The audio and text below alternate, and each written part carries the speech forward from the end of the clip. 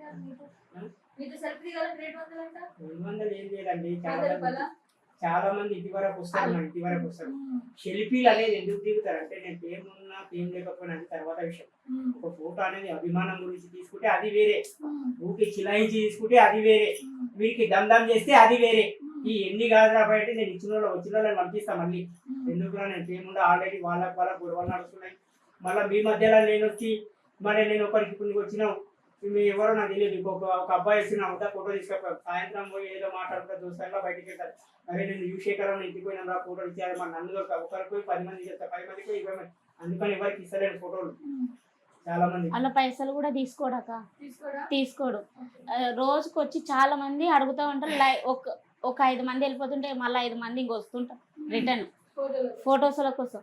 వస్తున్నా నాకు తెలుసు అంటానే అని చెప్పి బయటికి వెళ్తే కూడా ఫ్యామిలీతో బయటికి వెళ్ళినా కూడా ఫోటో కావాలంటే అని అన్న. మేము ఏదో పని మీద వెళ్తుంటాము, బండి మీదకి వెళ్ళి దిగి మాకు సెల్ఫీ కావాలంటే ఎట్లా ఇస్తారు? ఇవ్వలేం కదా. ఫ్యామిలీ ఉన్నప్పుడు డిస్టర్బ్ చేయదు, ఫ్యామిలీ లేకుండా ఆయన ఒక్కడు ఉన్నప్పుడు ఫోటో ఇవ్వండి అని చెప్పాలి. ఇస్తాడు. ఇవ్వకుండా ఏం చేస్తాడు?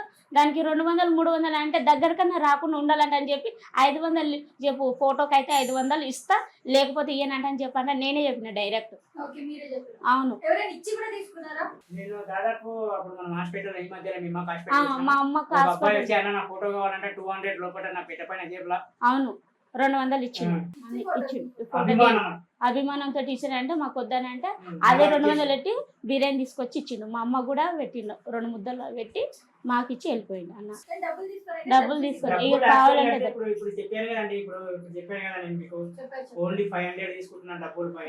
బర్త్డే కోసం అంటే 500 వీడియో గురించి నేను కూడా 500 తీసుకున్నా. ఎందుకు తీసుకున్నానే కదా, క్లోజ్ ఫ్రెండ్ కానీ ఫ్యామిలీలో కానీ దూరంలో ఉంటారు.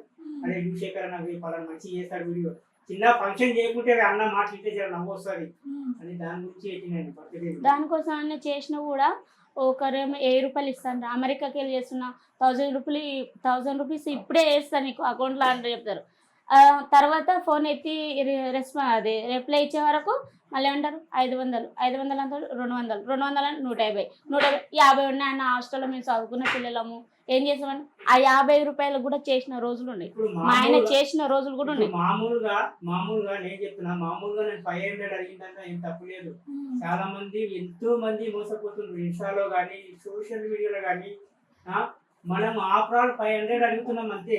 ఏంది ఎదటి వ్యక్తికి ఏంది అనుకున్న ఈ కామెంట్లలో వస్తుంటాయి. ఏంది రా ఆయనకి ఇంత ఆస్తి ఉందంటాడు, కోట్ల ఆస్తి ఉందంటాడు, ఏంది అడుగుతున్నాడు. ఇదంతా చిల్లర బసి చేసేది. మనం ఏది మాట్లాడినా నిజాయితీతోటే ఉంటుంది. నువ్వు 500 తీసుకున్న దగ్గర నేను పెద్ద బిల్డింగ్ కట్టాలి, ఆనందం రావాలి. ఈ రోజులో డబ్బు లేకుందండి. మనిషి చనిపోయినప్పుడు డబ్బు వాల్యుయేషనే జీవితంలో డబ్బు ఉంది కాబట్టి మనం తీసుకుంటున్నాం కాబట్టి మనకి ఎదవజేతం అనేది లేదు కదా. వాడికి ఏం రావాలన్నది మనకు. ఇప్పుడు నేను 500 తీసుకొని నేను మర్చిపోయి అన్న వీడియో చేయకుండా కట్ చేసి బ్లాక్లో పెట్టేసి ఇది కాదు.